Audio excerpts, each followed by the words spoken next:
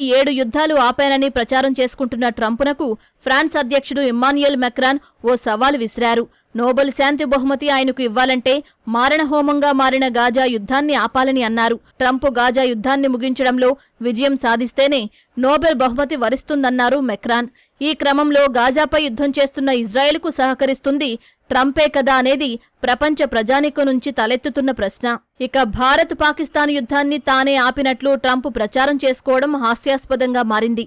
ఎందుకంటే ఈ విషయంలో భారత ప్రధాని మోదీ ట్రంపునకు ఎప్పుడో స్పష్టత ఇచ్చారు. భారత్ పాక్ మధ్య ఒప్పందం విషయంలో అమెరికా ప్రమేయం లేదని ట్రంపునకు ఫోన్ చేసి మరీ చెప్పారు ప్రధాని మోదీ.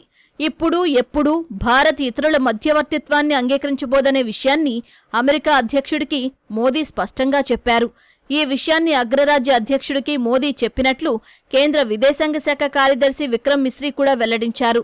సమస్యలను వ్యాప్తి చేసేవారే శాంతి బహుమతి కావాలని కోరుకుంటున్నారు అని సల్మాన్ ఖాన్ వ్యాఖ్యానించారు. అయినా భారత్ పాక్ యుద్ధాన్ని తానే ఆపినట్లు పదే పదే నోరు పారేసుకుంటున్నారు డొనాల్డ్ ట్రంప్. ఈ తంతునంతా గమనిస్తున్న అంతర్జాతీయ సమాజం ట్రంప్ వ్యాఖ్యల్ని చూసి ముక్కున వేలేసుకుంటుంది.